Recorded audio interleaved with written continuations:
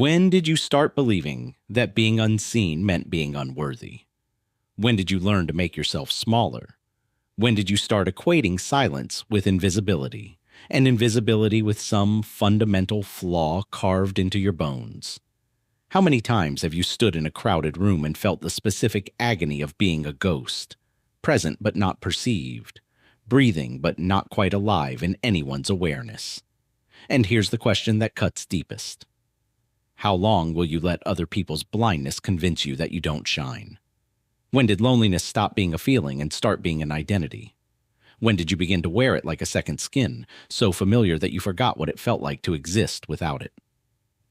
Tell me, how many times have you rehearsed conversations in your head with people who will never have them with you? How many versions of yourself have you created, trying to figure out which one might finally be lovable enough, visible enough, worthy enough to make someone stay? You stand there, don't you? In the margins of every gathering, every celebration, every moment where love seems to be the currency everyone else was born knowing how to spend. You watch them pair off like it's choreographed, like there's some invisible music only they can hear, some dance you were never taught the steps to. And the loneliness doesn't announce itself with fangs and claws. No, it's quieter than that. It's the weight that settles in your chest at 2 a.m. It's the way you've learned to laugh at your own solitude, because if you don't make it a joke first, someone else might make it a tragedy.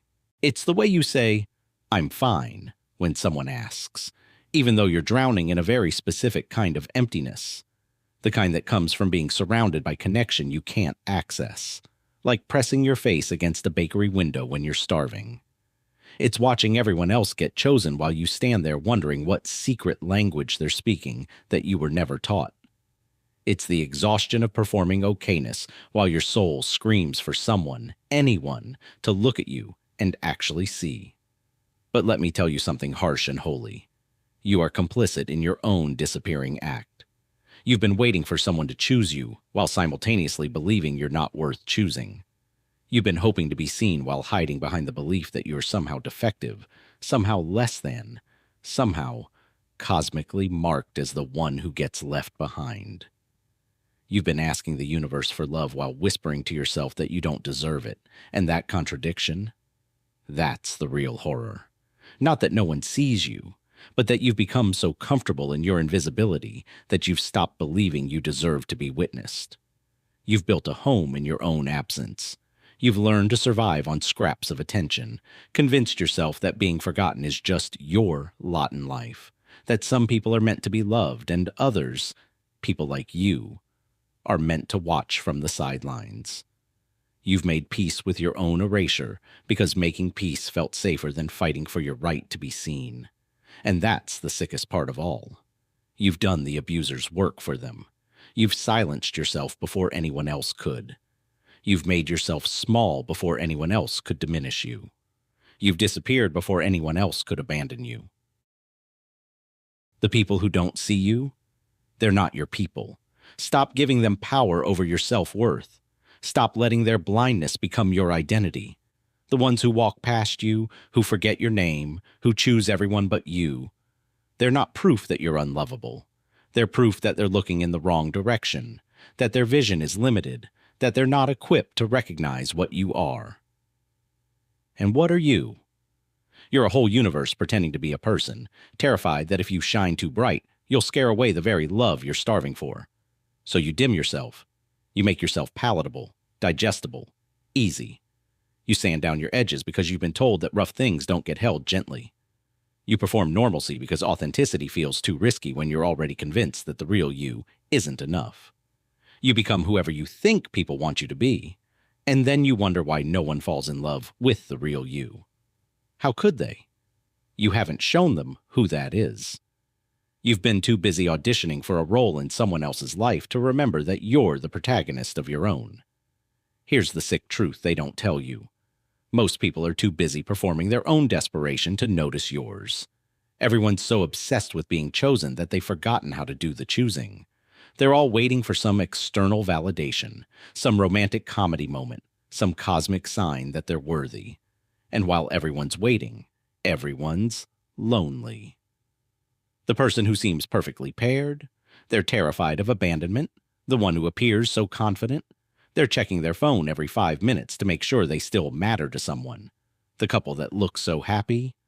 They're both wondering if this is all there is. The truth is, we're all invisible to someone. We're all the wrong fit for somebody's fantasy. We're all too much, or not enough for people who were never meant to hold us anyway. But you've taken that universal human experience and made it personal, made it proof of your inadequacy, made it a referendum on your worthiness. You've turned other people's limitations into your own life sentence. But you're different, and that difference terrifies you. You've been alone long enough to know the shape of your own thoughts. You've sat in the dark with your demons and learned their names. You've felt the specific suffocation of being unloved and survived it, night after night, breath after breath. That doesn't make you damaged. That makes you awake. Most people run from solitude because they're terrified of what they'll find in the silence. Themselves, unfiltered and unperformed. You've been living there. You've been doing the work everyone else is too afraid to do. Meeting yourself without an audience. Learning who you are when no one's watching. Building a relationship with your own soul that doesn't require applause or validation. That's not loneliness. That's preparation. You've learned things in that darkness that people in relationships never have to learn. You've learned how to comfort yourself when there's no one else. You've learned how to create meaning in a life that sometimes feels meaningless. You've learned that you can survive the very thing you were most afraid of, being alone, and still wake up the next day and choose to keep going. That's not tragic. That's fucking powerful. So let's get brutally honest. You don't need someone to complete you. You need someone brave enough to stand next to you while you complete yourself. You don't need to be chased. That's the language of people who think love is a game, who confuse pursuit with passion, who mistake desperation for devotion. You need to be met with intention, met with awareness, met by someone who looks at you and sees not a project or a prize, but a person, complicated and contradictory, and completely worthy of staying.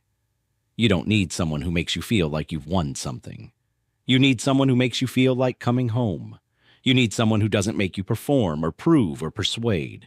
You need someone who sees your worst days and doesn't flinch, who watches you fall apart and hands you the pieces without trying to fix you, who understands that loving you isn't about rescuing you from yourself. It's about witnessing you through every version of who you are. But here's what else that pain is telling you. You're grieving a version of love you were taught to want, not necessarily the love you actually need. You're mourning the fairy tale, the timeline, the idea that love should look a certain way by a certain age. You're comparing your behind the scenes to everyone else's highlight reel and calling yourself the failure. But what if your path looks different because you're being prepared for something deeper? What if your loneliness is actually initiation? Think about it. The people who find love easily often never question it. They never have to examine their patterns, their worth, their capacity to be alone. They jump from person to person, confusing intensity for intimacy, never sitting still long enough to know who they are without someone else defining them. But you've been forced into a different kind of education. You've had to learn self-love not as a cute concept, but as a survival skill. You've had to build a life that means something even when no one's watching. You've had to become whole on your own because there was no other choice. But here's where you take your power back. Stop waiting to be chosen and start choosing yourself. Not in some self-help, affirmation in the mirror bullshit way, but in a visceral, undeniable way. Choose yourself by refusing to settle for people who make you feel invisible. Choose yourself by walking away from situations where you're an option, not a priority. Choose yourself by believing, really believing, that the right person won't make you wonder if you're enough. They'll make you wonder how you ever doubted it. Choose yourself by stopping the comparison. Someone else's love story has nothing to do with yours. Their timeline doesn't negate your worth. Their happiness doesn't steal from your reservoir of joy. There's not a limited supply of love in the universe that's running out before you get your share. Love isn't a pie. Someone else's slice doesn't make yours smaller. Choose yourself by getting angry, righteously, cleanly angry at every person who made you feel like you were asking for too much by wanting to be loved. Get angry at the ones who took your kindness for granted. Get angry at the ones who kept you as a backup option. Get angry at the culture that tells you your worth is determined by whether someone wants you. And then take that anger and alchemize it into standards, into boundaries, into a non-negotiable knowing that you will never again make yourself small for someone who can't see your size. The one who finally sees you won't be the loudest or the most obvious. They'll be the one who notices the things about you that you thought no one cared about. They'll see your kindness when you're exhausted. They'll hear the meaning beneath your words. They'll stay through your darkness because they understand that shadows only exist where there's light. And when they look at you, you won't feel like you're being studied or judged or sized up. You'll feel known. You are not hard to love. You are hard to miss. Once someone's actually looking. And the right someone will look. They'll look and they'll see everything you've been hiding, everything you've been ashamed of, everything you thought made you unlovable. And they'll stay anyway. Not despite who you are, but because of it.